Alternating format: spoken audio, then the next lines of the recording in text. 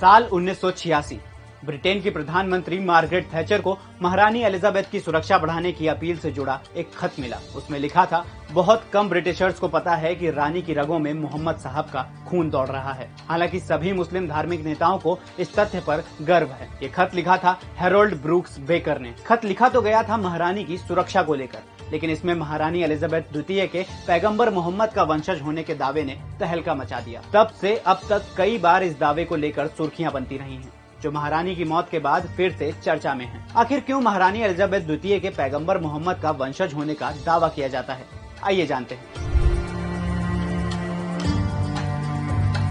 इस दावे की शुरुआत हुई थी साल 1986 में, जब रॉयल फैमिली की वंशावली पर स्टडी करने वाली संस्था बर्क्स पियरेज के publishing director Harold Brooks baker ने इस दावे से जुड़ा एक लेटर ब्रिटेन की प्रधानमंत्री मार्गरेट थैचर को भेजा था। इसमें बेकर ने दावा किया था कि 43 पीढ़ियों की स्टडी से पता चलता है कि महारानी एलिजाबेथ द्वितीय पैगंबर मोहम्मद की वंशज हैं। साल 2018 में ये बात फिर से सुर्खियों में आ गई, जब मोरक्को के अखबार अलाउज़्बो ने ब्रूक्स बेकर के दावे के आधार पर एक डिटेल्ड आर्टिकल पब्लिश किया और क्वीन एलिजाबेथ द्वितीय को पैगंबर मोहम्मद की बेटी फातिमा की 43वीं पीढ़ी का वंशज बताया। आखिर क्वीन एलिजाबेथ द्वितीय के पैगंबर साहब के वंशज होने के दावे की तह क्या है? मोरक्को के अखबार के मुताबिक क्वीन एलिजाबेथ द्वितीय का 14वीं सदी के अर्ल ऑफ कैम्ब्रिज से खून का रिश्ता है, जो मध्यकालीन स्पेन के मुस्लिम साम्राज्य से लेकर पैगंबर की बेटी फातिमा से जुड़ा है। फातिमा पैगंबर मोहम्मद की बेटी थी और उनके वंशज थे स्पेन के राजा अल कासिम मोहम्मद इब्न अब्बाद।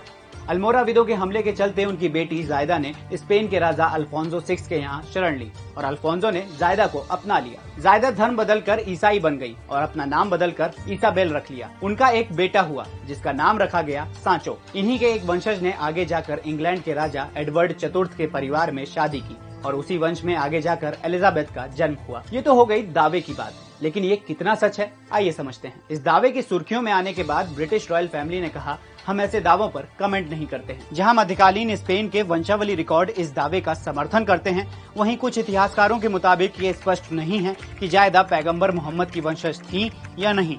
साथ ही ब्रिटिश मैगजीन स्पेक्टेटर के मुताबिक जायदा की पहचान को लेकर एक मत नहीं है। कुछ इतिहासकार न तो दावे की पुष्टि करते हैं और न ही इसे कोरी कल्पना मानते हैं। वहीं कुछ का कहना है कि अतीत में जिन लोगों के जिक्र के आधार पर ये दावे किए जा रहे हैं, उनकी हकीकत के लिए और रिसर्च की जरूरत